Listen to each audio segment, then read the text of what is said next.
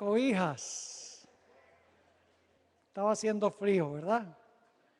Ahora está mucho más agradable. El sábado en la tarde presenté un tema sobre el peligro de especular cuando estudiamos las profecías. Y específicamente hablamos de aquellas personas que están fijando fechas para ciertos eventos proféticos.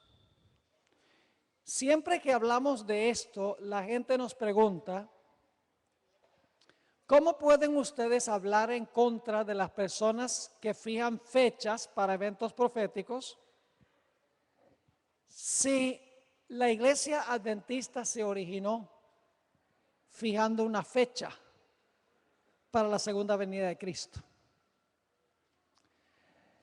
Ahora, cuando dicen eso, pareciera que tuvieran razón, excepto por dos puntos. Número uno, no fue la iglesia adventista del séptimo día la que fijó la fecha del 22 de octubre de 1844. En ese tiempo no había iglesia adventista.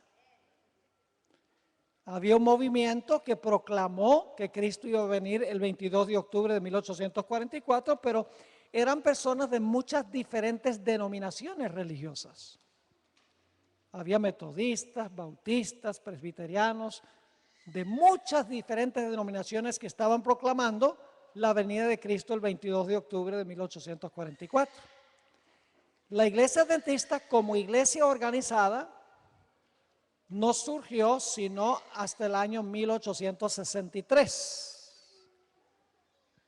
casi 20 años después del gran chasco. Así que en primer lugar, decir que la iglesia adventista ha fijado fechas no es cierto, porque la iglesia adventista nunca ha fijado fechas para la venida del Señor Jesús. Ese es el primer punto. El segundo punto es que la metodología que usaron aquellos que fijaron la fecha de octubre de 1844 fue una metodología muy diferente que la que se está usando hoy en día por parte de muchas personas. Por ejemplo, Harold Camping. El método que él usó para concluir que Cristo iba a venir el 21 de mayo de este año es tan complejo que uno tendría que ser un genio para comprenderlo. Yo leí varios libros que él escribió sobre esto y toma conceptos de todas partes de la Biblia, conecta versículos que nunca fue la intención del Espíritu Santo que se conectaran, toma los jubileos, las fiestas judías, los periodos de tiempo del diluvio, de los días de Jeremías, santuario, combina todo en un gigantesco sistema complicado y enredado y nebuloso, que yo al estudiarlo no podía entender cómo alguna persona podría creer lo que él estaba enseñando. Muy diferente la metodología de él de la metodología que usaron los mileritas para llegar a la conclusión del 22 de octubre de 1844. Ahora, en la sesión de hoy y la de mañana, vamos a hablar sobre lo que ocurrió el 22 de octubre de 1844 y cómo aquellos que pertenecieron a ese movimiento llegaron a establecer esa fecha. Ahora, hoy vamos a estudiar no directamente 1844, sino que vamos a regresar a los días de Jesús. Y vamos a hablar de un evento que se realizó que es paralelo a lo que sucedió en 1844. Me refiero a la entrada triunfal de Jesús a Jerusalén. Y luego mañana vamos a trazar el paralelo entre eso y lo que ocurrió en 1844. Así que si vienen nada más hoy, van a tener una parte de la presentación. Si vienen mañana, no van a tener la base que pusimos hoy. Así que es importante que asistan a ambas presentaciones, hoy y también mañana. Antes de empezar nuestro estudio, queremos orar. Así que por favor inclinemos nuestros rostros. Padre Celestial, una vez más, tu pueblo se acerca a tu trono con plena certeza de que tú, quien estás en el santuario, inclinas tu oído para oír las oraciones de tu pueblo. Padre, la sabiduría humana es insuficiente para comprender tu palabra. Por eso pedimos la presencia de tu Espíritu Santo. El mismo Espíritu que dio la palabra, pedimos, Señor, que a través del ministerio de los ángeles venga aquí y nos explique lo que vamos a estudiar. De antemano te damos gracias por tu presencia, por contestar nuestra oración, porque te lo pedimos en el precioso nombre de Jesús. Amén. En el Antiguo Testamento hay abundantes profecías que anunciaban qué iba a hacer Jesús cuando viniera a esta tierra por primera vez. Profecías claras, absolutamente directas en cuanto a lo que Jesús iba a venir a hacer en su primera venida. Para comenzar, quiero mencionar algunas de esas profecías que anunciaban qué obra iba a desempeñar Cristo cuando viniera a este mundo. El primer punto que creo que es importante recalcar es que en el libro de Levítico se enfatiza que el sacerdote que ofrecía los sacrificios debía ser sin defecto. Ahora, solamente podían aplicar este principio a su cuerpo físico, porque los sacerdotes eran pecadores. Pero debía examinarse al individuo para estar seguro de que no tuviera ningún defecto, fuese sin defecto. Otra cosa que se subrayaba en las profecías en Levítico es que la víctima que el sumo sacerdote o que el sacerdote ofrecía debía también ser sin defecto. Sacerdote sin defecto, ofreciendo una víctima también sin defecto. En realidad esto prefiguraba la humanidad perfecta de Jesús, porque el sacerdote representa a Cristo y la víctima también. Lo único es que en el Antiguo Testamento uno necesitaba dos símbolos, un sacerdote y una víctima. Pero Jesús reúne en sí mismo los dos símbolos, porque Jesús es el sacerdote y es también la víctima. Porque dice en Hebreos que Él se ofreció a sí mismo. Es decir, antes inclusive de morir la víctima o de ofrecer el sacerdote el sacrificio, se enfatizaba que el sacerdote y la víctima debían ser sin defecto. Eso representa la vida perfecta, sin mácula de Cristo. Antes del sacrificio, tenía que ser un sacerdote perfecto y tenía que ser entonces una víctima perfecta. No solamente había profecías que indicaban que el Mesías tenía que vivir una vida perfecta, sin mancha de pecado, sino que había profecías que indicaban que después de vivir esa vida perfecta iba a morir. Quiero presentar algunas de esas profecías como las encontramos en el Antiguo Testamento. Génesis 22. Y voy a leer el versículo 8 y entonces vamos a leer el versículo 13. Usted conoce la historia del sacrificio de Isaac o del casi sacrificio de Isaac. Muy interesante esta historia. Dios le dice a Abraham, ofrece a tu hijo único. a quien amas. Interesante. A Jesús se le llama el Hijo unigénito. Y el Padre dijo, este es mi Hijo, ¿qué? Amado. ¿Y ustedes conocen cómo se desarrolla la historia? Están subiendo la cuesta del monte Moria. Y nos dice en el versículo 8,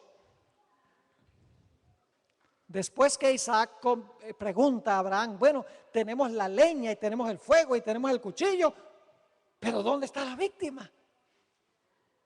Dice en el versículo 8, respondió Abraham, Dios se proveerá de cordero para el holocausto, hijo mío. E iban juntos. Y luego nos dice que se consiguió un carnero, que es un cordero macho, en un matorral. Y quiero que notemos lo que dice el versículo 13, muy importante. Entonces Abraham alzó sus ojos y miró, y he aquí a sus espaldas un carnero trabado en un zarzal por sus cuernos. Y fue Abraham y tomó el carnero, y ahora viene una parte muy importante, y lo ofreció en holocausto en lugar de su hijo. Un sacrificio en lugar de Isaac. Es decir, un sacrificio vicario. Un sustituto. Es decir, el sacrificio iba a ser un sacrificio sustitucionario. También tenemos la Pascua, otra profecía del Antiguo Testamento. Note lo que dice Éxodo 12 y el versículo 5 al 7. Éxodo 12 y el versículo 5 hasta el versículo 7, la fiesta de la Pascua. Dice allí, el animal será sin defecto. Ahí está lo que estábamos hablando. Macho de 1 año. Lo tomaréis de las ovejas o de las cabras y lo guardaréis hasta el día 14 de este mes. El mes era el mes de Nisan, el primer mes del año religioso judío. Dice, el día 14 de este mes. Y lo inmolará toda la congregación del pueblo de Israel entre las 2 tardes. Y algunos se preguntan, ¿qué significa eso? Entre las 2 tardes. En inglés se traduce at twilight. No es una buena traducción. En hebreo dice entre las 2 tardes y decimos como adventistas, decimos, bueno, ¿qué es eso de entre las 2 tardes? ¿Acaso no hay una sola tarde? De tarde a tarde guardaréis vuestros sábados. La tarde es cuando se pone el sol. Pero entre los judíos había el concepto de 2 tardes. Y les explico. La primera tarde es cuando el sol alcanzaba su apogeo y comenzaba su descenso. ¿Cómo le decimos nosotros las horas que vienen después del mediodía? Las horas de la tarde. Es decir, cuando el sol comienza su descenso, esa es la primera tarde. Cuando el sol se oculta, esa es la segunda tarde. ¿Qué queda entre las 2 tardes? Las 3 de la tarde. ¿A qué hora murió Jesús? A la hora 9. Es decir, la profecía de la Pascua decía, ¿qué mes? ¿Qué día? ¿Y a qué horas iba a morir Jesús? ¿Qué tal si los discípulos hubieran estado prestando atención? ¿Qué día es hoy? 14. ¿Y el mes? Nisan. ¿Y qué horas son? La hora 9. Aquí hay algo raro. Si hubieran tenido discernimiento espiritual. Pero había una profecía que también daba el año. Año, mes, día y hora. Y usted dice, ¿dónde está la profecía que daba el año? La profecía de las 70 semanas. Daniel 9, 26 y 27. Vamos a leerlo. Daniel 9, 26 y 27. Y no tenemos tiempo de estudiar todo lo relacionado con las 70 semanas. Ese es para el campestre del próximo año. Si todavía estamos transitando esta tierra y no hemos entrado al reino. ¿Se dieron cuenta cómo diplomáticamente me estoy invitando? No, en broma nada más. No tienen que invitarme. Daniel 9:26 dice, y después de las 62 semanas, se quitará la vida al Mesías, mas no por sí. Y el pueblo de un príncipe que ha de venir destruirá la ciudad y el santuario, y su fin será con inundación, y hasta el fin de la guerra durarán las devastaciones. Versículo 27. Y por otra semana, esta es la última, la semana número 70, por otra semana confirmará el pacto con muchos. A la mitad de la semana hará cesar el sacrificio y la ofrenda. ¿Qué fecha fue bautizado Jesús? En el año 27. ¿Cuándo fue crucificado? En el año 31. 31. ¿Correcto? Yo pregunto, ¿el año 31 está en la mitad de la semana? Esteban fue apedreado en el año 34. Y usted dice, no, pero de 27 a 31 hay 4 y de 31 a 34 hay 3. Eso no queda en la mitad. Claro que sí queda en la mitad. Porque Jesús fue bautizado en el otoño del año 27. Fue crucificado en la primavera del año 31. Contemos. Otoño del año 27 al otoño del año 28, 1. Al otoño del año 29, 2. Al otoño del año 30, 2, 3. A la primavera del año 31, medio año. Y luego Esteban fue apedreado 3 años y medio después, también en el otoño. Es decir, esta profecía decía el año cuando el Mesías iba a ser sacrificado. ¿Y saben algo interesante? Cuando esta profecía decía aquí que a la mitad de la semana hará cesar el sacrificio y la ofrenda, eso sucedió literalmente según el deseo de todas las gentes. Dice la sierva del Señor que el sacerdote tenía en la mano el cuchillo para degollar al cordero. Cuando hubo ese gigantesco terremoto y se rasgó el velo de arriba hacia abajo, y dice que el sacerdote de terror soltó el cuchillo y se escapó el cordero. Cesó ese día el sacrificio y la ofrenda. Si tan solo hubieran entendido lo que significaba que se escapó el cordero. Pero el próximo día estaban otra vez ofreciendo. Había profecías claras. También tenemos la profecía del sacrificio matutino y vespertino. Éxodo 29, 38 y 39. Éxodo 29, 38 y 39. Cada mañana y tarde se ofrecía un sacrificio, apuntando hacia el sacrificio único de Jesús. Dice, esto es lo que ofrecerás sobre el altar: 2 corderos de 1 año cada día continuamente. Ofrecerás uno de los corderos por la mañana y otro cordero ofrecerás a la caída de la tarde. Y luego tenemos la profecía de Isaías 53. Y ustedes pueden leer los versículos 4 al 7. Yo solamente voy a leer el versículo en ese pasaje que dice, y todos conocemos esto: angustiado él y afligido, no abrió su boca. Como cordero fue llevado ¿a dónde? Al matadero.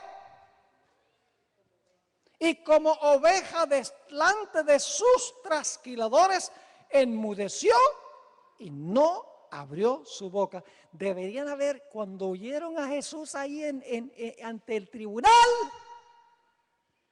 y lo abofeteaban y le escupían en el rostro y lo golpeaban, silencio rotundo y absoluto.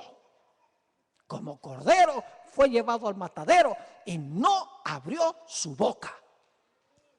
Debería haber dicho, ¿será que esto cumple la profecía de Isaías 53? Ahora, solamente les he mencionado algunas de las profecías. Hay montones de profecías que indicaban que el Mesías iba a venir a vivir una vida perfecta y luego entonces iba a sufrir una cruel muerte en lugar del ser humano. Yo pregunto, además de esto, ¿Jesús le había advertido a sus discípulos que iba a ir a Jerusalén e iba a morir varias veces durante su ministerio, sí o no? Claro que sí. Notemos un ejemplo. Mateo 16 y el versículo 21. Mateo el capítulo 16 y el versículo 21. Las profecías decían qué clase de Mesías iba a ser Jesús. No iba a ser un rey que se iba a sentar en el trono, destruir a los romanos y colocar a los judíos en el ápice de la civilización. Ese no era el panorama profético. Jesús se los advirtió, además de las profecías, Jesús se los dijo. Mateo 16, 21 dice, y esto es como 6 meses antes de la muerte de Cristo, desde entonces comenzó Jesús a declarar a sus discípulos que le era necesario ir a Jerusalén y padecer mucho de los ancianos, de los principales sacerdotes y de los escribas y ser muerto y resucitar al tercer día. Ahora, ¿qué parte de ser muerto y resucitar al tercer día no entienden? ¡Claro! ¿Cómo no pudieron asimilar eso? ¿Saben por qué? Porque comprendieron mal las profecías.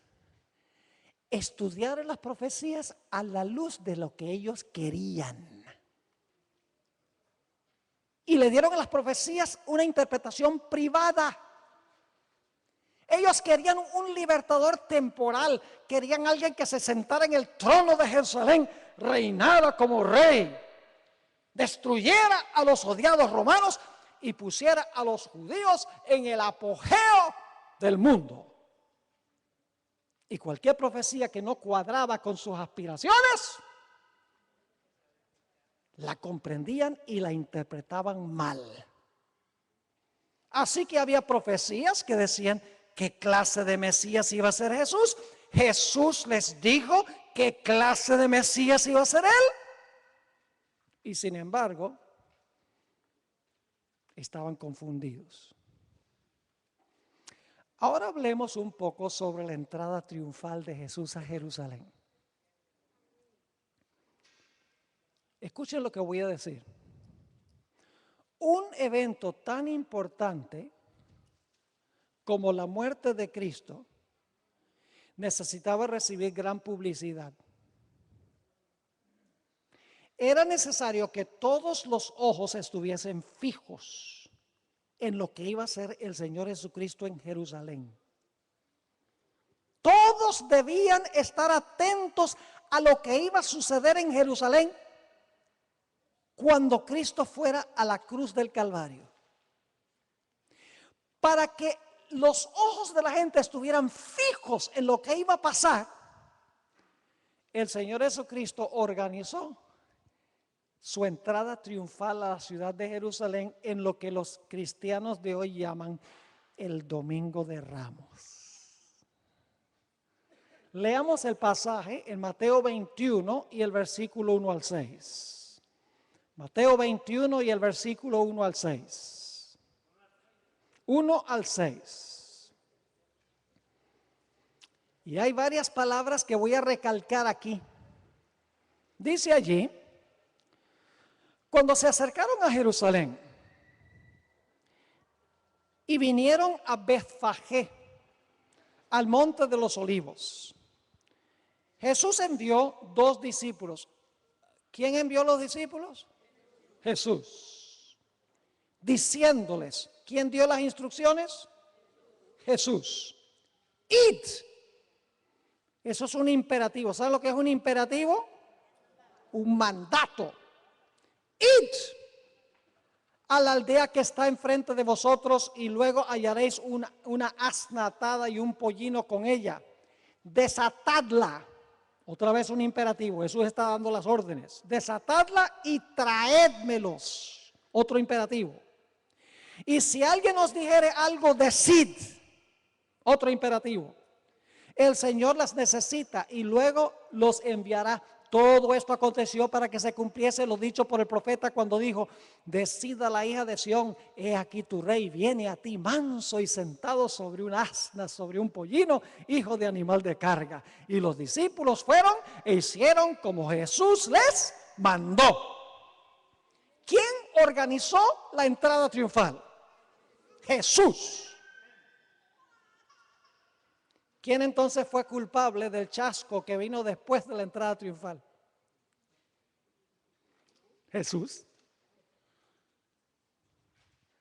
Este evento fue planificado por Jesús.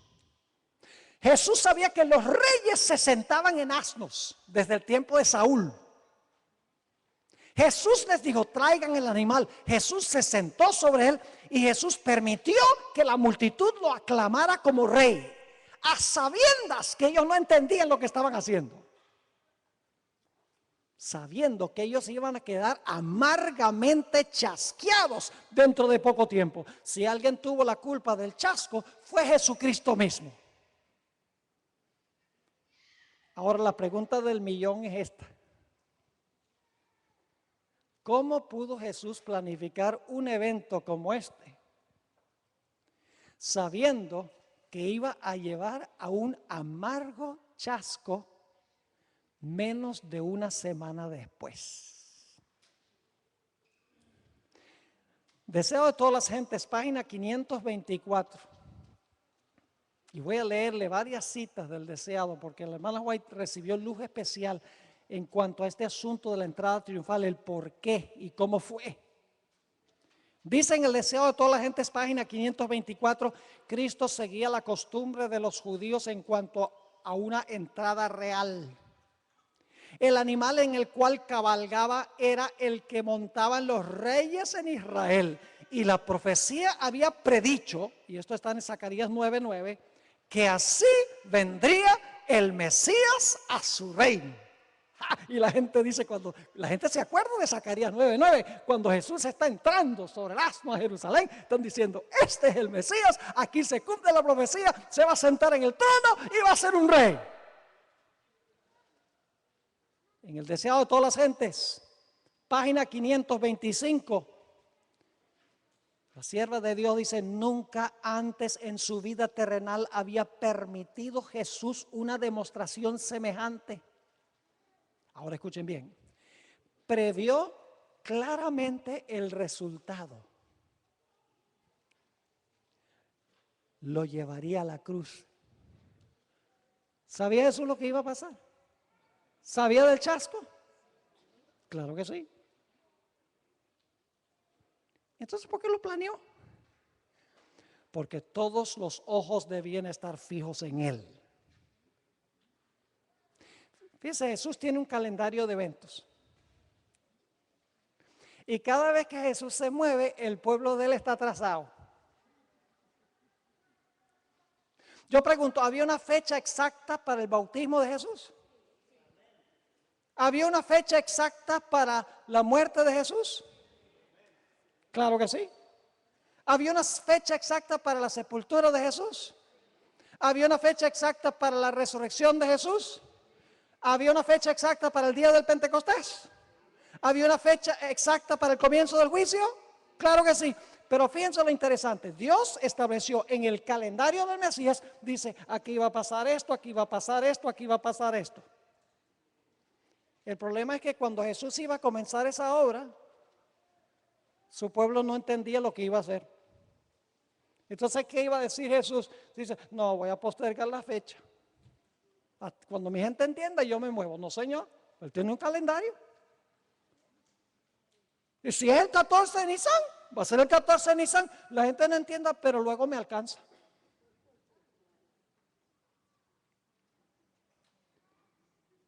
Jesús iba a morir. No entendían lo que iba a hacer. Creían que era otra clase de rey. Jesús dijo: yo voy a seguir adelante, aun cuando yo sé que va a llevar a un chasco. Sigue diciendo la sierva del Señor. Pero era su propósito presentarse públicamente de esta manera, como el Redentor. Deseaba llamar la atención al sacrificio que había de coronar su misión a favor de un mundo caído. Después de una demostración como la que acompañó a su entrada triunfal en Jerusalén, escuchen bien, todos los ojos seguirían su rápido avance hacia la escena final. El propósito de la entrada triunfal era darle publicidad a la muerte de Cristo. La gente no entendía lo que iba a hacer, pero Jesús dice, yo sigo adelante y después van a entender, después del chasco. Yo pregunto, ¿la entrada triunfal fue una experiencia dulce? ¿Ah, no? Oh, sí, está así. Ay, viene el rey. ¿Fue alegre? ¿Dulce? Claro que sí. Vamos a leerlo. Mateo 21, 8 al 11. Mateo el capítulo 21.